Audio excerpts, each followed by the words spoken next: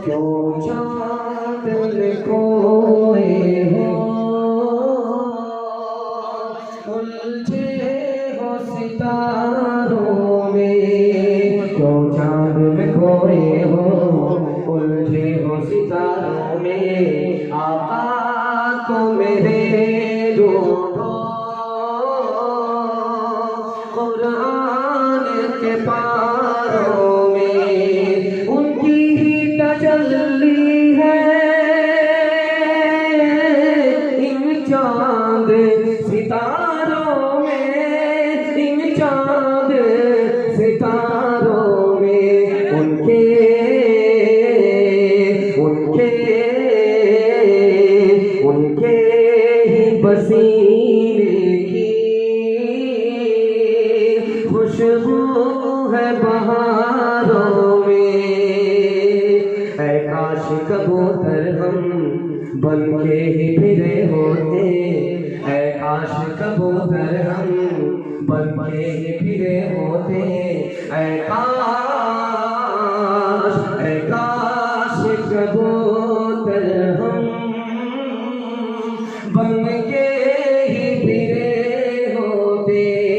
ऐ काश कबूतर हम बन के ही फिरे होते, बन के ही फिरे होते।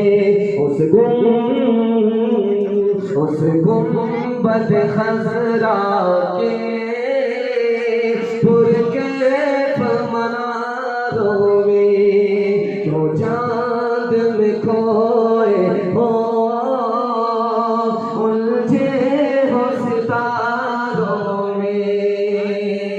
छोटा सा जलसा है, बहुत मुख्तसर, और आपका थोड़ा सा वक्त मैं कुर्बान कराने के लिए चाह रहा हूँ। आप लोग भूखे हैं, पता नहीं आपको अच्छा लगेगा कि बुरा लगेगा।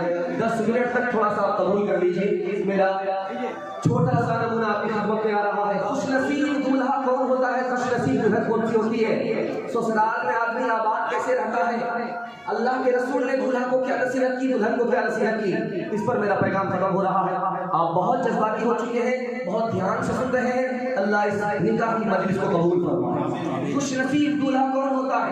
जिसका घर अच्छा होता, जिसकी सवारी अच्छी होती, जिसका पड़ोसी अच्छा होता, जिसकी बीवी नेक होती है, वो दूल्हा खुशनसीब होता है।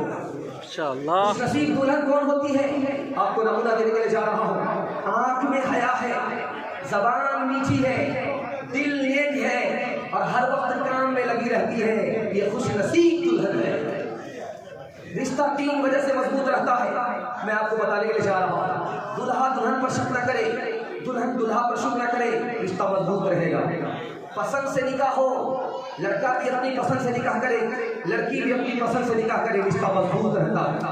निकाह करे सुकून के लिए, ऐश और अय्याशी के लिए नहीं, तो रिश्ता मजबूत हुआ। 3 नमूना अपनी खिदमत में आ रहा है।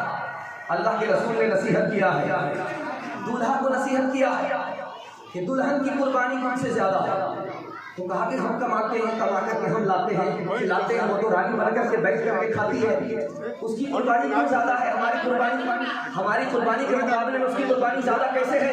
जरा ध्यान से सुनिएगा, किसी साल में सुनते रहिएगा ध्यान से।